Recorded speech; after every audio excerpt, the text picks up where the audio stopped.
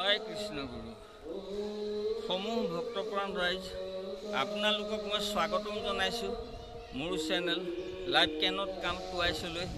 আজি মই আপোনালোকক এটা সুন্দৰ মনোমোহা ভিডিঅ' দেখুৱাব বিচাৰিছোঁ আৰু সেইটো হৈছে আমাৰ মূল আশ্ৰম কৃষ্ণগুৰু সেৱাশ্ৰম নসত্ৰত যি অৱস্থিত তাৰে কিছু ক্লিপিংছ আপোনালোকক দেখুৱাবলৈ এটা সামান্য প্ৰয়াস কৰিছোঁ। আপোনালোকে এই ভিডিঅ'টো স্কিপ নকৰাকৈ চাব বুলি আশা কৰিলোঁ। জয় কৃষ্ণ। আহকচোন আজি প্ৰথম ভিডিঅ'টো গুৰুগৃহৰে আৰম্ভ কৰোঁ। এই পথেদিয়ে গুৰুগৃহলৈ যোৱা হয়। তাত লিখা আছে ধুনীয়াকৈ গুৰুগৃহ। এইখন গেট। ইয়াৰো দৃশ্যাংশ এটা দেখুৱাই দিছোঁ দেই। বলকচোন এইবাৰ বেলেগ এফালে যাওঁ। কি মনোমোহা প্ৰাকৃতিক দৃশ্য, যেনিয়ে চাওঁ তেনিয়ে ৰং বিৰঙী ফুল গছৰ শাৰী, কেনে মনোমোহা দেখিছেনে?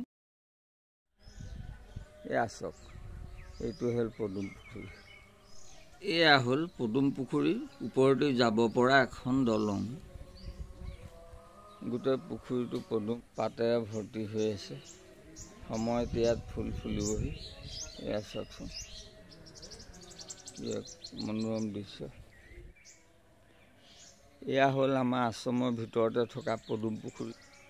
সেয়েহে মই ভিউৱাৰ্ছসকলক এই পদুম পুখুৰীটোৰে কিছু দৃশ্যাংশ দেখুৱাই দিছোঁ দেই। বেলেগ এটা দৃশ্যলৈ বলকচোন। এয়া মই ভিতৰলৈ সোমাই আহিছোঁ। এইবাৰ আপোনালোকক দেখুৱাব লৈছোঁ বৈকুণ্ঠ ধাম। চাওকচোন ইয়াৰে ৰূপ। চাই যাওকচোন আপোনালোকে। সম্পূৰ্ণ বগা ৰঙেৰে আবৃত আৰু ইয়াৰ কাৰুকাৰ্যসমূহ চাওক, কি সুন্দৰকৈ নিৰ্মাণ কৰিছে এই বৈকুণ্ঠ ধাম। এইটো এটা দান পাত্ৰ। মাৰ্বল আৰু টাইলছেৰে নিৰ্মাণ কৰিছে এই বৈকুণ্ঠ ধাম। এইবাৰ ভিতৰ ভাগ দেখুৱাইছোঁ। এইখন চাওক, কি সুন্দৰকৈ গামোচাখন পাৰি থৈছে। ইয়াৰ চাৰিওফালটো এপাক দেখুৱাই দিছোঁ দেই। এই দৃশ্যাংশৰ পিছতে আপোনালোকক এক আপুৰুগীয়া দৃশ্যাংশ দেখুৱাম, সেয়েহে স্কিপ নকৰিব দেই ভিডিঅ'টো। আমাৰ গুৰুজনাৰ প্ৰথম সাধনা গৃহ, অৰ্থাৎ কৃষ্ণগুৰু ঈশ্বৰৰ প্ৰথম সাধনা গৃহ। এইটোৱে চাওকচোন, ধুনীয়াকৈ সংৰক্ষণ কৰি থোৱা আছে। বলকচোন ইয়াৰ সন্মুখ ভাগটো চাওঁ। এয়া চাওকচোন, ইয়াত লিখা আছে সুন্দৰকৈ, কৃষ্ণগুৰু ঈশ্বৰৰ প্ৰথম সাধনা গৃহ। আমাৰ গুৰুজনে প্ৰথম ইয়াতে সাধনা কৰিছিলে। সেয়েহে এই গৃহটো আশ্ৰম পৰিচালনা সমিতিয়ে ধুনীয়াকৈ সংৰক্ষিত কৰি ৰাখিছে। আপোনালোকক সেয়েহে ইয়াৰো এটা ক্লিপিংছ দেখুৱাই দিছোঁ দেই। জয় কৃষ্ণ গুৰু।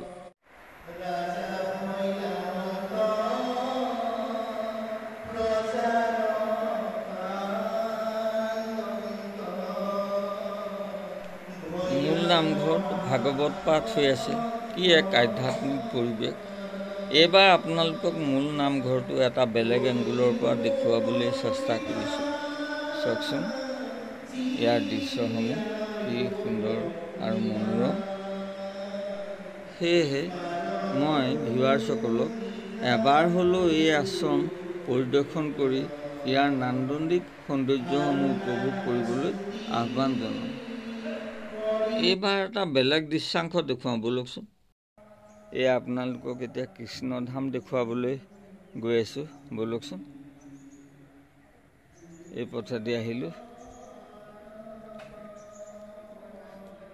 কি এক সুন্দৰ পৰিৱেশৰ মাজত আশ্ৰমখন অৱস্থিত। এয়া চাওক, এয়াই হ'ল আপোনাৰ কৃষ্ণধাম।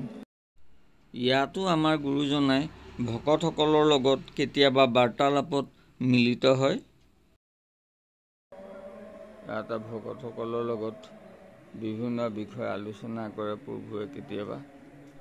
প্ৰভু আই সমস্ত ভিডিঅ'বোৰ চাই ভাল লাগিছেনে কমেণ্ট এটা কৰিবচোন। এয়া সময় এতিয়া 9:30 হৈছে। ব'লকচোন বেলেগ এটা দৃশ্যলৈ যাওঁ। আমাৰ ইয়াত মিনি চিৰিয়াখানা বুলি ক'ব পাৰি, চিৰিয়াখানা এটা আছে। এয়া হ'ল আপোনাৰ কি প্ৰজাতি চৰাই। প্ৰভু এইবোৰ কি চৰাই হয় প্ৰভু? এই চৰাইবিধৰ নাম কি? ইমান ধুনীয়াকৈ চৰি আছে, দেখিবলৈ ভাল লগা। নে এই চৰাইবিধৰ নাম কি? হা কাৰ্তিক। হয় হয়, এয়া টাৰ্কি চৰাই। আপোনালোকে মাতটো শুনিলেই। সমূহ ভক্তপ্ৰাণ ৰাইজ তথা মোৰ ভিউৱাৰ্ছসকল, আপোনালোকে ইয়াৰ নামটো জানিলে কমেণ্ট বক্সত কমেণ্টত লিখিবচোন। মই সুধিহে এই নামটো আপোনালোকক টাৰ্কি চৰাই বুলি কৈছোঁ। এই চৰাইবিধো আপোনালোকৰ বাবে এটা সুন্দৰ ক্লিপিং দিছে। বৰ ধুনীয়াকৈ দেখুৱাইছে দেই।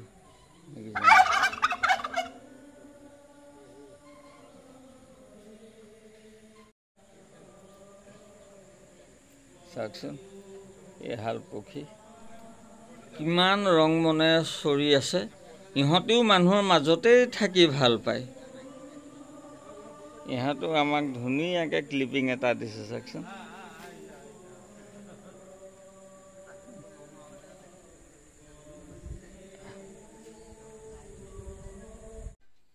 এইবাৰ আপোনালোকক দেখুৱাইছোঁ আমাৰ এই আশ্ৰমখন শুৱনি কৰি ৰখা ময়ূৰ পক্ষী। ইয়াত দুটা প্ৰজাতিৰ ময়ূৰ পক্ষী আছে।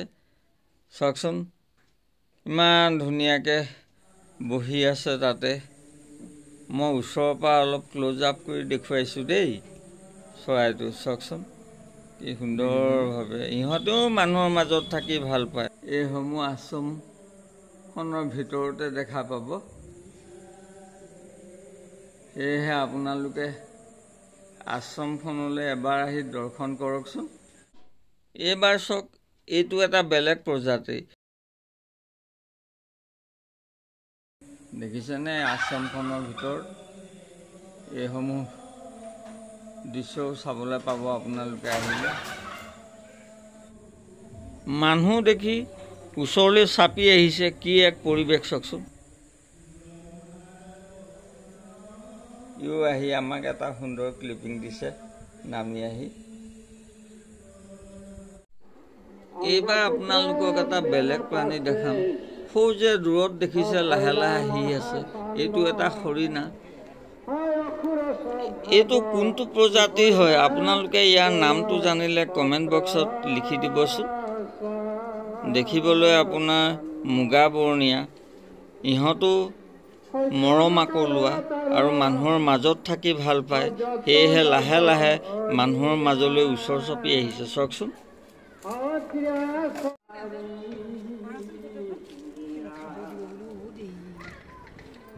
গৃহ ভাঙে পশু পক্ষী মাৰে শিলাহানি জলত শিশু ৰঙে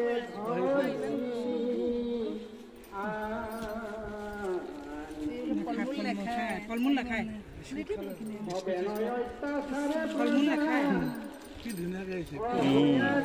মাটি দিয়াৰ লগে লগে আহিছে।